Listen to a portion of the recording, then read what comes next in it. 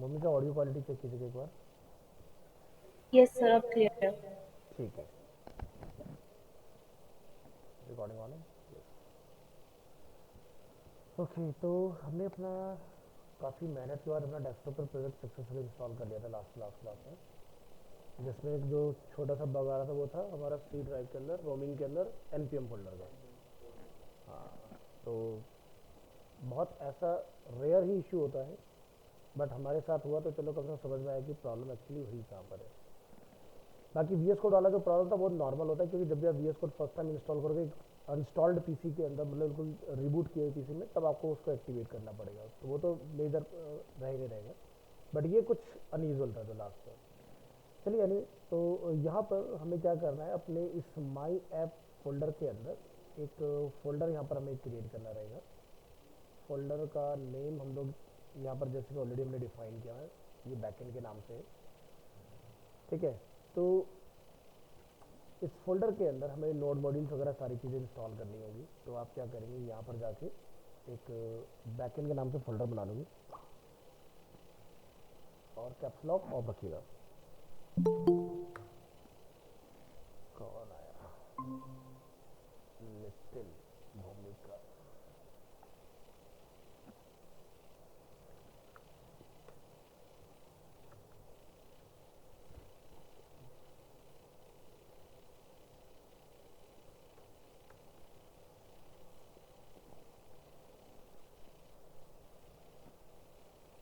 नितिन था ना?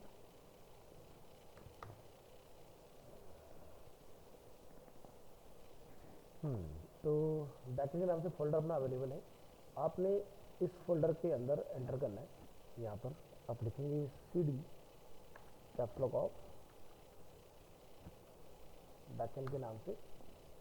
हमें यहाँ पर जो अपना फोल्डर बनाया उसके अंदर आना है। तो ये है हमारा फ्रंट एंड पूरा, और ये अपना बैकएंड है। तो जो भी एपीआई वगैरह हम लोग रखेंगे वो अपने इस फोल्डर के अंदर रखेंगे। प्लस आपने अपना एक जैम सर्वर भी स्टार्ट रखना है।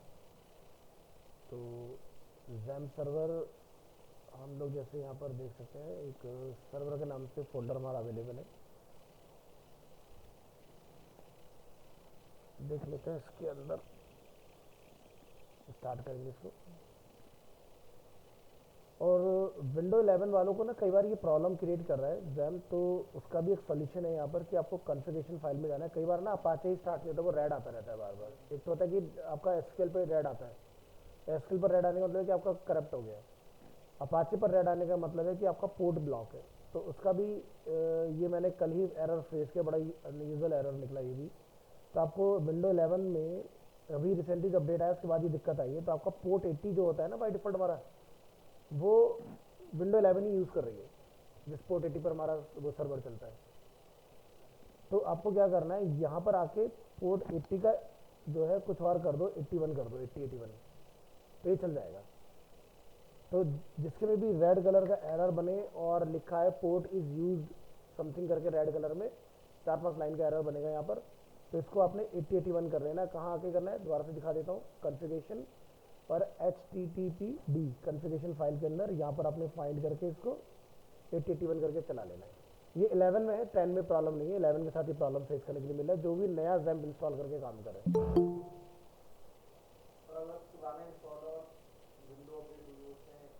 अगर पुराना इंस्टॉल्ड है, तो अगर आपका सक्सेसफुली चल रहा है तो कोई दिक्कत नहीं है। अगर ना चले तो उस कंडीशन आपने फिर भी चेंज कर लेना, तो आपको चल जाएगा। तो ये 2 3 एरर अभी हाल फिलहाल में नए तरीके के बिल्कुल देखने के लिए मिले फ्रेंड्स।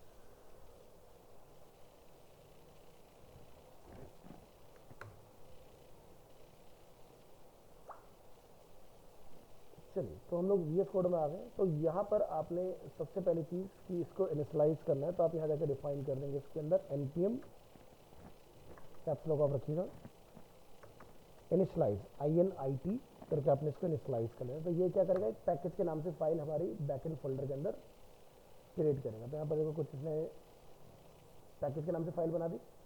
अब जो भी आप यहाँ पर इंस्टॉलेशन करोगे वो यहाँ पर आपका दिखता रहेगा आपको कि क्या इंस्टॉल हुआ है इसमें। तो जैसे कि हमें एसक्यूएल इंस्टॉल करना पड़ता है, और हमें यहाँ पर मिडिलवेयर, अगर आपने रिएक्ट से कोई डेटा नोड के थ्रू एसक्यूएल में भेजना है, तो आपको क्या करना पड़ेगा, इसको पहले ऑन कर लेना, नहीं तो कनेक्शन हमारा बनेगा नहीं। यहाँ से इसको अलाउ एक्सेस कर लीजिएगा और एडमिन में चले जाएंगे इसके बैकएंड के अंदर।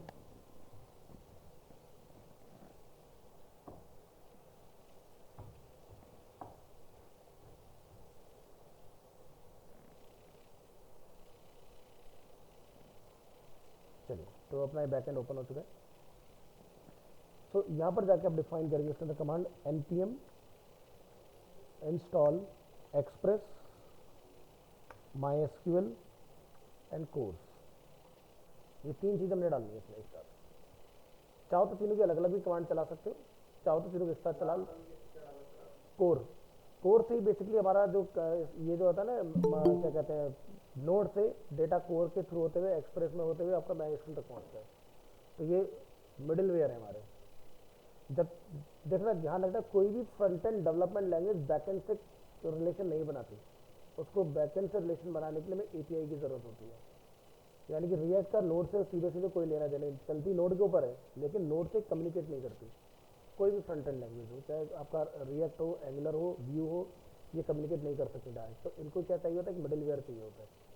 तो मिडिल वेयर जो यहाँ पर वो क्या है, बैकएंड के लिए एक्सप्रेस से ही डेटा जाता है। तो यानी कि जैसे हम लोग पीएचपी वगैरह सीख रहे होते हैं ना, तो पीएचपी में क्या होता है कि आपने सीधे फ्रंट एंड से डेटा प्रोसेस किया और डेटा आपका सीधे बैकएंड में चला गया स्किल के अंदर। अब यहाँ पर कैसे चलता है, यहाँ से डेटा चलेगा कोर से एक्सप्रेस से आपका जो डेटा होगा वो जाएगा MySQL में, और ये सारा डेटा किससे प्रोसेस हो रहा होगा, नोड के ऊपर। यानी कि 5 जगह से डेटा प्रोसेस होते हुए जाता है, फिर 5 जगह से प्रोसेस वापस आता है फ्रंट एंड के ऊपर। लेकिन इतना लाइटनिंग फास्ट है कि पीएचपी तो डायरेक्ट डालता है लेकिन उससे जल्दी आ जाता है। तो अभी जैसे मैं पूरा कन्फिगर कर दूँ, आप देखना जैसे एंट्री डालोगे फटाक से तुरंत आपको मिल जाएगी। अलग झपकती ऐसा लगेगा जैसे कि पहले से ही रखा हुआ था। जैसे हम लोग फ्लिपकार्ट चलाते हैं ना, ऐसा लगता है जैसे पहले से ही ओपन है, टाइम ही नहीं लगता खुलने में, इंस्टेंट ओपन होता है। अभी क्लास चल रही है, वो जो दूसरा बैच होता है ना, नीरज,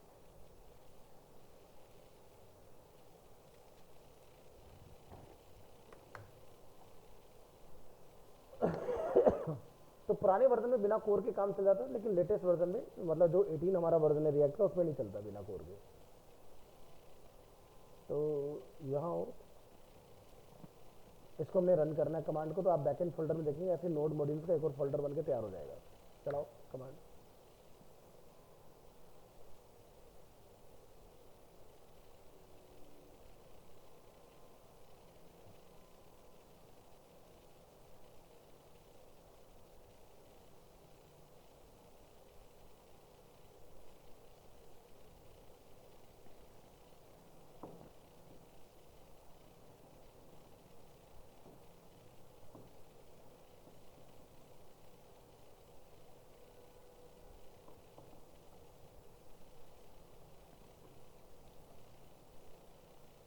ये क्या कर रहा है, पूरा नोड मॉड्यूल का जो फोल्डर है वो यहाँ भी इंस्टॉल कर रहा है इसके अंदर, इसलिए टाइम ले रहा है।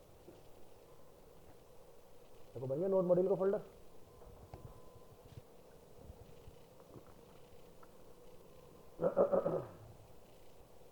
यहाँ पर नोड मॉड्यूल का फोल्डर बन गया और पैकेज.json में तीनों चीज़ हमारी इंस्टॉल हो गई। कौन कौन से बने, 2.8.5, 4.19 और अपना 2.18। तो ये अपनी सारी डिपेंडेंसीज की यहाँ पर आ चुकी है। इसके बाद आपको यहाँ पर बनानी होती है इंडेक्स फाइल, जो कि हमारे पास बैकएंड में हमने लास्ट क्लास में बनाई थी, ऑलरेडी अवेलेबल है। तो डेस्कटॉप डाउनलोड और यहाँ पर अपनी रखी हुई है ये इंडेक्स फाइल। हम लोग यहाँ से फिलहाल करते हैं कॉपी, और कहाँ चला मेरा काम, डेस्कटॉप पर,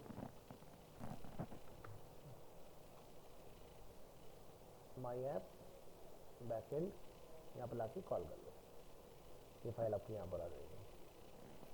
इसके अलावा यहाँ पर हमारे पास 2 डिफ़ॉल्ट फाइल रहती हैं, जैसे कि वन इज़ सोर्स फोल्डर में आएंगे आप, index.js और app.js। तो इसकी भी आप एक डिफ़ॉल्ट कॉपी रख के छोड़ दीजिए।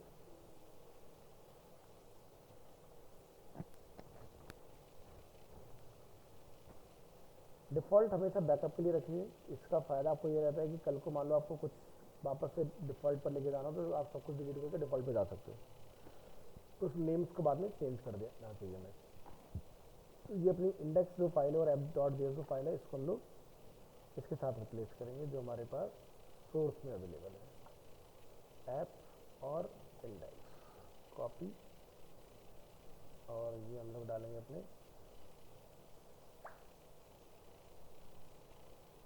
यहाँ पर, रिप्लेस कर दीजिएगा।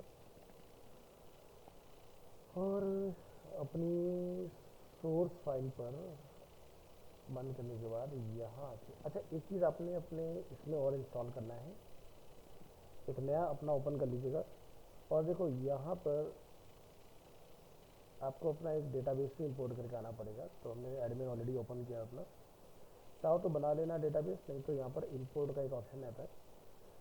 इंपोर्ट में आप जाओगे, चूज़ करोगे डेटाबेस, हमने लास्ट क्लास में एक्सपोर्ट किया था अपना, डाउनलोड अटेंडेंस डीबी के नाम से, और इसको आपने इंपोर्ट कर लेना है। क्या बोल रहा है, SQL copy database attendance DB no database selected.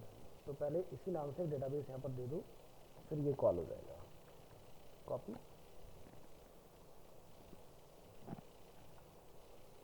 Create, अब इंपोर्ट कर दो।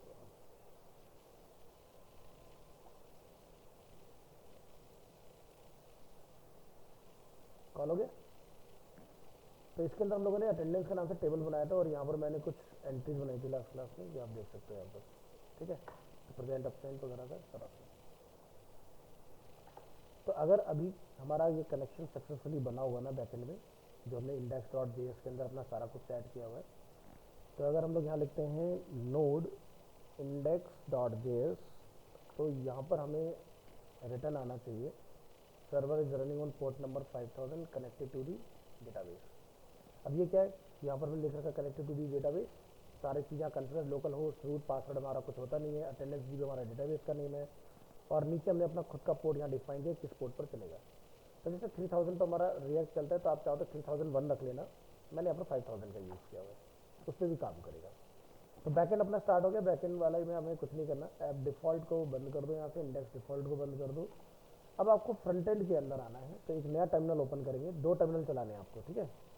और यहाँ पर आपको इंस्टॉल करना रहेगा बेसिकली AXIOS। तो यहाँ पर जाकर आप लिखेंगे npm इंस्टॉल AXIOS। अब ये AXIOS क्या करता है, AXIOS का काम होता है बेसिकली जितनी भी हमारी HTTP रिक्वेस्ट होती हैं, get, put, patch, post, delete, ये सारा काम आपका इसके थ्रू होगा। तो अभी जो हमारी यहाँ की डिफ़ॉल्ट फाइल है एक पैकेज वाली, उसमें आप देखेंगे यहाँ पर अपडेट हो जाएगा।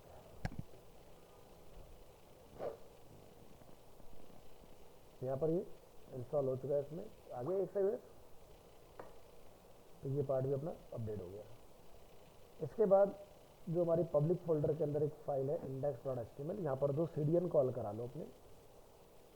तो CDN कॉल कराने के लिए हम लोग यहाँ पर सबसे नीचे जाके क्या कर सकते हैं, लिख देंगे यहाँ पर BS5 एंटर, तो CDN हमारे यहीं पर आ जाएंगे। इसको अपन कॉपी कर लेंगे और ऊपर ला के यहाँ पर कॉल करा देंगे इसको। वैसे हमने अपने में कहीं बूट JS जावास्क्रिप्ट का यूज़ किया नहीं है, बट अगर फिर भी सेफर साइड अगर आप रखना चाहो तो नीचे लगा दो। कहाँ रखेंगे, फुटर से जस्ट ऊपर।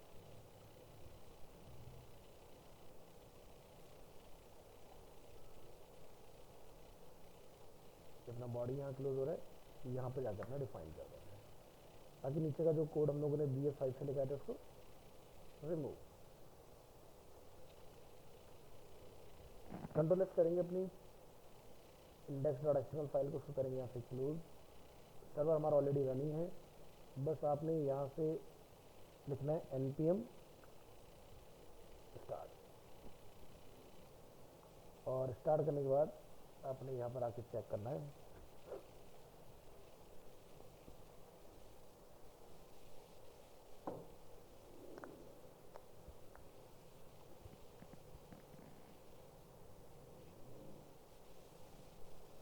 तो यहाँ देख रहे हो कि हमारा बैकएंड से डेटा भी आ रहा है, हमारा एक फॉर्म डिज़ाइन है, इसका भी सब लास्ट क्लास हम लोगों ने कर लिया था अपना। तो जैसे आज के हम लोग एक एंट्री अगर बना के देखें, तो जैसे कि सौरभ आज की क्लास में नहीं है, तो हम सौरभ की स्टूडेंट आईडी ले लेते हैं यहाँ से, और आज की डेट में जाके 34, और यहाँ से हम लोग लगा देते हैं एब्सेंट। तो आप देखिएगा यहाँ पर इंस्टेंटली डेटा आपको रिसीव हो जाएगा, है ना। अब ये PHP होता है तो रीलोड होता है, वहाँ पर हम लोग रीडायरेक्शन लगाते हैं, document dot location equal to this. React पे हम सब क्या कर रहे हैं, पूरा जैसे एजेक्स हमने पढ़ा था ना PHP के अंदर, तो बिना पेज को रिफ्रेश कराए हमारा डेटा आ जाता है, ये वही चीज़ चल रही है यहाँ पर, क्योंकि यहाँ पूरा जावास्क्रिप्ट चल रहा है। तो ऊपर ना तो हमारा कोई राउट चेंज हुआ और इंस्टेंट में डेटा भी रिसीव हो रहा है। अब इसका पूरा सिस्टम जो है वो यहाँ डिफाइन है। तो ये जो बैकएंड के अंदर इंडेक्स फाइल है, यहाँ पर हमारे बने हुए ये एपीआई का एंड पॉइंट देख रहे हो, गेट और पोस्ट दो ही चीज़ें हो रही है यहाँ पर। ये वाला क्या कर रहा है, बैकएंड के अंदर एंट्री डाल रहा है, और ये वाला बैकएंड से डेटा रिट्रीव कर रहा है। क्वेरी तो समझ में आ रही है ना, PHP पढ़ चुके हो, सेलेक्ट ऑल डेटा फॉर्म। और ये क्या है, इंसर्ट इनटू अटेंडेंस, जो हमारी टेबल है, स्टूडेंट आईडी, डेट, स्टेटस, और यहाँ पर हम लोगों ने क्वेश्चन मार्क पैरामीटर का यूज़ किया। इससे क्या होगा, एसक्यूएल इंजेक्शन नहीं कर सकता कोई भी, और ऑब्जेक्ट बेस हमने डेटा इसके अंदर भेजा, स्टूडेंट, डेट, स्टेटस। अगर डेटा सक्सेसफुली जाएगा तो आपको यहाँ पर उसका रिजल्ट दिखा देगा, अदरवाइज आपको एक एरर रिटर्न कर देगा कि भाई इसमें कुछ एरर आया। सिमिलरली यहाँ से लोगों ने फ्रंट एंड पर इसको गेट किया। यहाँ पर ये हमारा कनेक्शन बना हुआ है, यहाँ पर हमारे वेरिएबल्स डिफाइन है, यहाँ पर जितनी चीज़ हम लोगों ने इंस्टॉल की थी वो सारी चीज़ हम लोगों ने यहाँ पर कॉल कराई हुई है, जैसे एक्सप्रेस, कोर, माइस्क्यूएल, ये सारी चीज़ें। डेटा किस में जा रहा है, जेसन फॉर्म में, ठीक है। जो डेटा चल रहा है वो किस में, जेसन फॉर्म के अंदर चल रहा है। तो बैकएंड के अंदर इतना काम है, और फ्रंट एंड के अंदर हमने क्या क्या किया हुआ है, इंडेक्स डॉट जेएस पे नहीं आना है, ये डिफॉल्ट है अपनी, आपको ऐप के अंदर आना है। सारा काम हमने ऐप में किया, और ऐप से हमने क्या करा, एक्सपोर्ट करा है और इंडेक्स के अंदर इंपोर्ट कर रखा है, क्या कह रहे हैं। तो डेटा जो जितना भी काम किया सारा कुछ यहाँ पर डिफाइन किया गया है। तो जैसे इसमें आप देखोगे स्टेट हमने यूज़ किए, इसको क्या बोलते हैं, हुक, दोनों पढ़ चुके हैं। स्टेट और इफेक्ट क्या करते हैं, यूज स्टेट से हम लोग चीज़ें सेट करते हैं, और यूज इफेक्ट से जो आप देख रहे हो चेंज हो जाता है एकदम, जैसे डेटा सबमिट हो तुरंत आ गया। तो आपका तभी वो चेंज होता है जब कुछ आपका कंपोनेंट में अपडेट होता है चीज़ें। तो इफेक्ट आपको तुरंत उसको क्या करता है, फैच कर देता है अटेंडेंस को। तो जैसे ही कुछ चेंज हुआ कंपोनेंट में, इफेक्ट आपका एक्टिव होगा और फैच करके बैकएंड से नई एंट्री उठा लेगा तुरंत। तो यहाँ पर ये दोनों एपीआई जो हमने इस तरह से यूज़ किए, वन इज फैच अटेंडेंस, ठीक है, और इसके अंदर एपीआई कौन सी चल रही है, लोकल होस्ट 5000 अटेंडेंस, और यही हमने यहाँ डिफाइन की हुई है, ठीक है। तो राउट क्या है, अटेंडेंस, पोर्ट क्या है, 5000, चलता किस पर, लोकल होस्ट 5000 स्लैश अटेंडेंस। तो यहाँ पर पूरा पाथ आपको लिखना पड़ेगा, तब जाके आपका डेटा इधर डिस्प्ले होगा। सिमिलरली आप यहाँ से डेटा रिसीव करने के लिए, ये हो गया रिसीव के लिए, ये हो गया पोस्ट करने के लिए। तो पोस्ट में हमने क्या बना रखा है, एक वेरिएबल न्यू रिकॉर्ड, जिसमें तीन चीज़ें हम लोग भेज रहे हैं, फ्रंट एंड से, student ID, date and status. ये तीनों चीज़ें क्या है, नेम है हमारे, और ये कहाँ डिफाइन है, सब यहाँ डिफाइन है नीचे। ये हमारा फॉर्म है ना, तो क्या है, स्टूडेंट आईडी, ठीक है, यहाँ से डेट, और यहाँ से स्टेटस। तो जिस केस में लिखा है उसी केस में आपने यहाँ पर डिफाइन करना है, और ये डेटा आपका बैक में जाएगा, ये फिर क्या कर देगा, उसको फैच कर देगा डेटा को। तो नॉर्मल डिफॉल्ट आपका फैच होता रहेगा, जैसे ही आपका सबमिट होगा तब भी डेटा फैच होगा, ठीक है, और आपका तुरंत अपडेट हो जाता है चीज़ें। तो ये तो वो हमारा फॉर्म यहाँ से यहाँ तक, और ये वो हमारा टेबल जिसके अंदर डेटा हमारा लूप चल रहा है मैप मेथड की हेल्प से। तो इतना काम हम लोगों ने लास्ट क्लास में अपना किया था, जिसकी हेल्प से हमारा ये वाला पार्ट कंप्लीट हो गया था इसके अंदर। अब इस पर जैसे और भी अगर आप कुछ चीज़ें करवाना चाहो, ये क्या एक परफेक्ट एग्जांपल है कि एंटायर सारा चीज़ों का कि भी ध्यान रखना है कि रिएक्ट डेवलपमेंट में हमें कभी भी ना ये सब चीज़ें नहीं करनी पड़ती जो हम लोगों ने यहाँ पढ़ रखी है। रिएक्ट के प्रोजेक्ट में हमारा काम बैकएंड से नहीं होता कुछ भी। आपको रिएक्ट के प्रोजेक्ट में इस तरह से एपीआई ऑलरेडी किसी सर्वर से होस्ट मिलती है। एग्जाम्पल के तौर पर आपने देखा था वेबसाइट जेसन प्लेस होल्डर देखा था ना हमने, तो इस तरह से आपको एपीआई जो होगा बैकएंड डेवलपर वो कहीं से होस्ट करके देगा, आपके पास डेटा इस तरह से आ रहा होगा।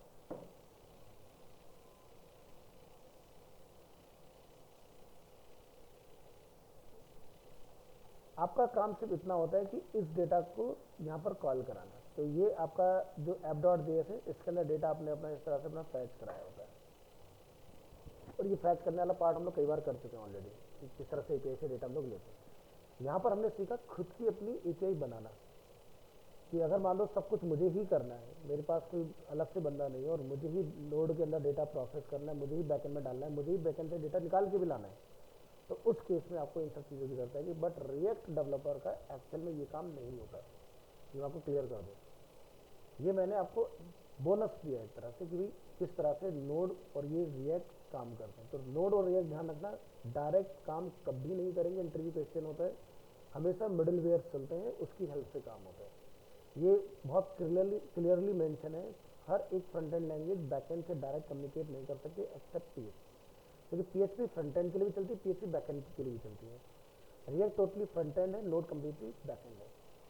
तो इसके बीच में आपको एक्सप्रेस चाहिए, फ्रंट एंड एक्सप्रेस, नोड आपका माइएसक्यूएल, डेटा वहाँ से उठाने के लिए बैकएंड में माइएसक्यूएल, उसके बाद फिर नोड, उसके बाद फिर एक्सआईओएस, और उसके बाद फिर रिएक्ट। तो भेजने के लिए एक्सप्रेस चलती है, लाने के लिए एक्सआईओएस चलती है। तो एक हमने यहाँ इंस्टॉल की पैकेज, अगर आपने देखा होगा ये, ठीक है, ये दो चीज़ें। और फ्रंट एंड के अंदर हम लोगों ने जाके अपनी ये वाली इंस्टॉल की एक्सआईओएस, ठीक है। आजकल और भी चल रही है, जैसे कि अगर आप देखोगे ना, इस और नहीं चलिए, next.js, वो भी यही काम करती है। एक और नई लैंग्वेज मार्केट में आई है next.js के नाम से, उसका भी यही काम है, उससे भी हम लोग ये काम करवा सकते हैं डेटा वगैरह डालने का। अगर मैं आज टाइम पे पहुंच जाता तो ये हो जाता खत्म अपना। तो मुझे इसके अंदर आपको एक लॉगिन वगैरह और बना के दिखाना है कि किस तरह से लॉगिन वगैरह आपका इसमें क्रिएट होगा। उससे क्या होगा कि हम लोग ना ऑथेंटिकेट हो गए। जैसे अभी तो क्या है कि डायरेक्ट हम लोग यहाँ जाके अपना काम कर पा रहे हैं इसके अंदर, इस फाइल के ऊपर जब लोग npm स्टार्ट कर रहे हैं तो डायरेक्टली हम लोग यहाँ पर इंटरेक्ट कर पा रहे हैं। तो हम चाहते हैं कि हमारा ये वाला जो व्यू है ये तब ओपन हो जब बेसिकली लॉगिन हो जाए यूज़र। तो लॉगिन भी सीखेंगे इसके ऊपर, रजिस्टर भी सीखेंगे इसी के ऊपर। लॉगिन रजिस्टर करने के बाद जब यूज़र यहाँ पर अटेंडेंस मार्क कर लेगा तो यहाँ से रिपोर्ट कैसे डाउनलोड करें एक्सेल फॉर्म में, वो भी सीख लेंगे इसके अंदर। तो उसके लिए और आपको npm लगाने पड़ेंगे थोड़े से, जिससे आपका जैसे पीडीएफ में रिपोर्ट निकालना हो, एक्सेल में रिपोर्ट निकालना हो, तो उनकी भी लाइब्रेरी लगेंगी आपकी। और फिर आप यहाँ पर चूज़ कर सकते हो मुझे किस डेट से किस डेट की रेंज के बीच का डेटा डाउनलोड करना है, और स्पेसिफिक आप डेटा निकाल के ला पाओगे इसके अंदर। प्लस हम यहाँ पर एक ऐसा भी बना सकते हैं कि मान लो मेरे पास एक स्टूडेंट का बैकएंड में एक और यहाँ पर बना एक, अब क्या होगा जैसे नेक्स्ट जब आप करोगे तो एक यूज़र के नाम से और एक स्टूडेंट के नाम से यहाँ पर एक और टेबल बन जाएगी। तो यूज़र अगर रजिस्टर हो फ्रंट एंड से तो बैकएंड में एंट्री बन जाएगी, फिर उसके बाद वो यहाँ पहुँचेगा। अब ये डेटा तब तक नहीं आएगा जब तक आप स्टूडेंट आईडी स्टूडेंट टेबल के अंदर लोड नहीं करा दोगे पहले से। जैसे स्टूडेंट आईडी मैच होगी तुरंत यहाँ पर डेटा आ जाएगा फ्रंट एंड में, उसकी ईमेल आईडी क्या है, उसका नेम क्या है, उसकी स्टूडेंट आईडी मैच होकर उसका स्टेटस प्रेजेंट अब्सेंट और किस डेट की उसके अटेंडेंस। फिर आप अपनी एक्सेल फाइल यहाँ से बना सकते हो। तो हमें क्या सीखना पड़ेगा, आपको याद होगा नोड के अंदर हम लोगों ने माइस्केल बोला तो हमने टेबल को ज्वाइन करना सीखा था, inner join, left join, right join, है ना। तो ज्वाइन की हेल्प से आप यूज़र सॉरी स्टूडेंट और अटेंडेंस दोनों को मर्ज करके एक फाइल बना लोगे यहाँ पर लाके। अभी तो खाली एक ही टेबल से डेटा आ रहा है, फिर दो टेबल से मर्ज करा लेंगे कि स्टूडेंट आईडी को चेक करो जो सबमिट हुआ है वो पीछे एग्जिस्ट करता भी है नहीं। अगर एग्जिस्ट नहीं करेगा तो अटेंडेंस तो मार्क हो जाएगी लेकिन फ्रंट एंड पर नहीं आएगी, फ्रंट एंड में वही आएगी तो मैच होगी इस तरह से। तो और सिक्योर आपका ये क्रिएट हो जाएगा। अभी तो क्या किसी को अटेंडेंस डाल दो लग जाएगी, ठीक है, लेकिन तब उसी का ही डेटा आएगा जो बैकएंड में पहले से एग्जिस्ट करता होगा। या फिर आप एक व्यू उसका और बना सकते हो कि भाई हम पहले स्टूडेंट रजिस्टर कर लें सारे यहाँ से डाल के, या फिर आप बैकएंड में क्वेरी चला के भी डेटा डाल सकते हो। तो that is up to you कि किस तरह से आपने डालना है इसको। तो इस तरह से पूरा एक नीट एंड क्लीन बन के तैयार होगा।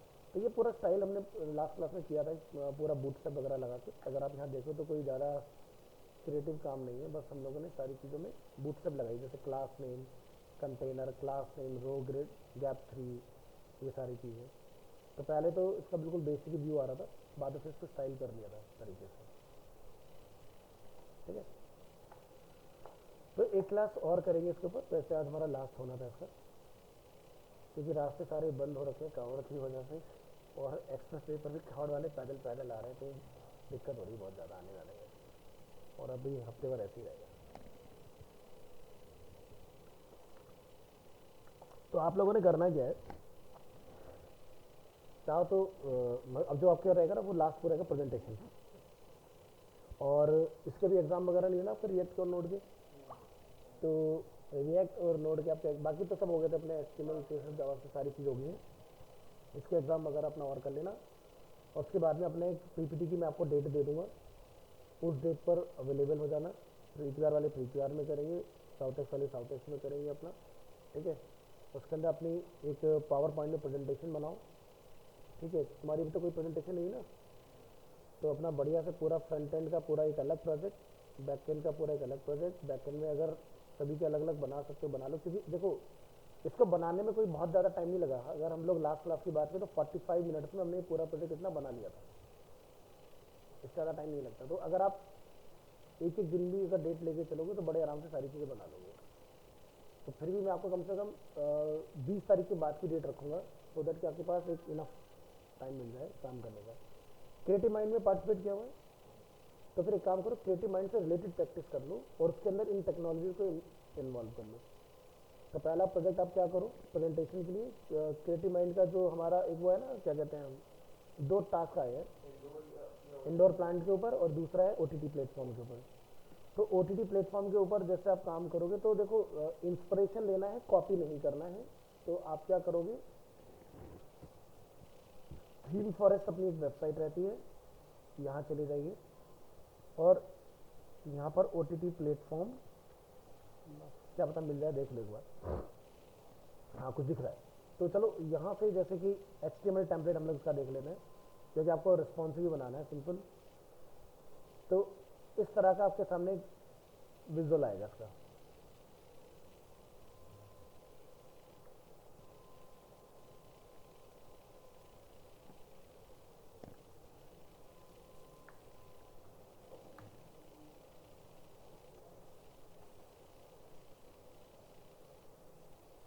ये देखो, तो बाकी सभी प्लेटफॉर्म जो आप चलाते हैं, नेटफ्लिक्स, डिज्नी, हॉटस्टार, उन सभी से डिफरेंट है। यहाँ से हम लोग क्लिक करेंगे, हमारा यहाँ पर स्लाइड्स वगैरह चेंज होंगे इस तरह से, ठीक है। नीचे आओगे तो यहाँ पर आप देख रहे हैं कुछ इस तरह के कार्ड्स अवेलेबल हैं, है ना, अलग अलग मूवीज।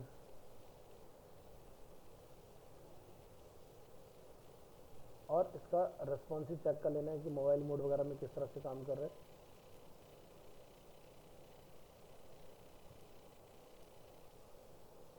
थोड़ा वेट कीजिएगा, आ जाएगा।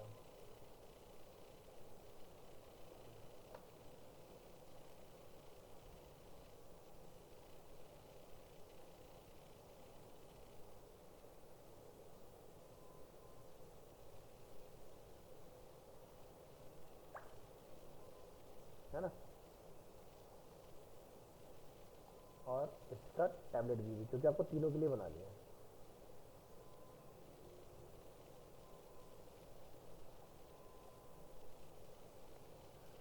तो एक लैंडिंग पेज, उसमें से चाहो तो सभी के ऊपर क्लिक करने पर सेम ही चल जाए, या फिर सबके ट्रेलर लेके अपना लगा देना उसके अंदर, कि जिस पे हम लोग क्लिक करें तो आपको पता है HTML फाइल में वीडियो कैसे प्ले होती है, वीडियो टैग और वीडियो SRC के थ्रू आपका बेसिकली प्ले हो जाता है कंटेंट। तो ये काम कर लेना। जैसे यहाँ पर आप देखो क्लिक किया तो पॉपअप में हमारा खुल गया कंटेंट, ज़्यादा बड़ा नहीं, कुछ छोटे छोटे 5-10 सेकंड के अपना क्लिप आर्ट देख के अपना डाल देना। जिससे आप क्लिक करोगे सिलेक्टेड, सब पे देखो एक ही चीज़ खुली, किससे, हाँ क्यों नहीं कर सकते हो, सिखाया तो है। हाँ डाल सकते हो, क्यों नहीं डाल सकते हो, बस उससे क्या होगा, फालतू के पहले ऐड वैड चलेंगे सीधे डायरेक्ट कंटेंट ना खोल के फालतू के ऐड वगैरह चलेंगे। तो इन्होंने इसलिए था सब पर एक ही चीज़ डाल रखी है, भाई लिंक तो बदलना है, कॉन्सेप्ट तो क्लियर करना है कि होना कैसे है। चलो तो ये जैसे एक एग्जाम्पल है। तो लेकिन बाकी सभी जितने प्लेटफॉर्म्स ऑलरेडी अवेलेबल हैं लाइक वूट वगैरह, इन सबसे बिल्कुल डिफरेंट है। तो ऐसे में कुछ वेबसाइट सर्च आउट कर लो, इंस्पिरेशन लो, फिर बनाओ। और बनाने में कोई ज़्यादा लंबा इसमें टाइम जाएगा नहीं, रिस्पॉन्सिव वेबसाइट है। एक लैंडिंग पेज ही अगर आपने बना लिया बढ़िया से करके तो आपका काम हो जाएगा उसके अंदर, जो उस प्रोजेक्ट में जाएगा, ठीक है।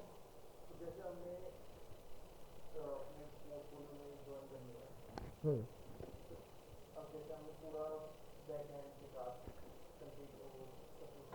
हाँ, जब तक अपना खुद का सर्वर नहीं खरीद लोगे तब तक नहीं होगा। तो वो एक अलग इन्वेस्टमेंट है। तो अभी तक क्या था ना, हमारे पास एक प्लेटफॉर्म हुआ करता था, हाइपर पीएचपी।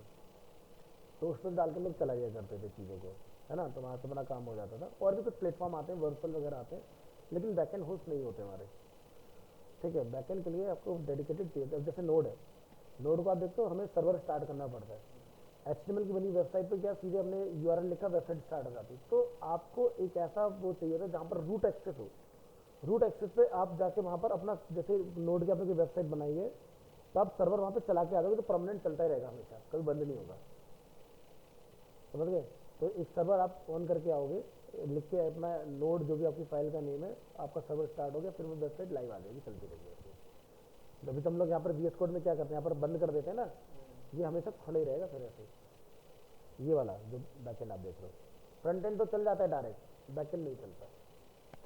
ठीक है, तो इसके लिए रूट एक्सेस सर्वर की हमें रिक्वायरमेंट होती है, जो कि आपको अमेजोन देता है, गूगल देता है, माइक्रोसॉफ्ट देता है, और भी बहुत सारी कंपनियां हैं जो प्रोवाइड करती हैं। तो इसको, इसमें जाने कोई फ़ायदा है नहीं। ये तो जस्ट ऐसे तुम्हें बता दी चीज़ें कि किस तरह से नोड पर आप अपनी सारी चीज़ें कर सकते हो। नहीं तो खाली फ्रंट एंड सीख के आप बस एक हमेशा डेवलपर के ऊपर डिपेंडेंट रहोगे हमेशा, कि भाई वो देगा तो मैं कुछ करूँगा, नहीं तो कुछ नहीं। अब जैसे ये OTT प्लेटफॉर्म अगर किसी को बनाना हो, तो क्या करेगा वो, यहाँ पर जब तक बैकएंड से API नहीं होगी, तब तक आप ये प्रोडक्ट दिखा ही नहीं पाओगे। आप एक बस व्यू बना लोगे कि भाई इस तरह का हमारा एक कार्ड वगैरह रहेगा, बैकएंड से डेटा आएगा, अब इसके ट्रिगर पे कौन सा ट्रेलर मेरा खुलेगा, तो ये सब API के अंदर सेट होगा पहले से। इसका सोर्स ये है, इसका सोर्स ये है, तो जैसे वो ऑब्जेक्ट आएगा पर्टिकुलर, वो अपना कंटेंट नेट से लिंक दिया होगा, या आपने कहीं अपना ऑफलाइन रखा होगा डेटा, तो वहाँ से अपना कनेक्ट हो जाएगा। तो रिएक्ट के अंदर भी पूरी जो वेबसाइट है, जैसे नेटफ्लिक्स पूरी रिएक्ट पे बनी हुई है, हम बना सकते हैं नेटफ्लिक्स जैसी वेबसाइट। कोई बड़ी चीज़ नहीं है, आपको ट्रेलर वगैरह सब मिल जाएंगे, सारी API वगैरह सब बनी हुई है उसकी ऑलरेडी। आप पूरा डुप्लीकेट बना, लेकिन फ़ायदा क्या है, बनी बनाई चीज़। तो अपना खुद से कुछ नया ट्राई करो। तो जैसे मैंने अटेंडेंस वाला आपको दिखाया था, अटेंडेंस वगैरह के सिस्टम जनरली मिलते नहीं है बने हुए। तो इसको हम लोग यहाँ पर अच्छे से पूरा करेंगे, तो दैट कि आपको बढ़िया से समझ में आ जाए चीज़ें। प्रॉपर एक लॉगिन साइन अप फॉर्म रहेगा अपना, फिर हम लोग यहाँ पर अपना डेटा देख पाएंगे चीज़ों को। और नेक्स्ट क्लास में मतलब नेक्स्ट क्लास ऑनलाइन ही रहेगा आपका, तो तब इसको फिनिश कर देंगे।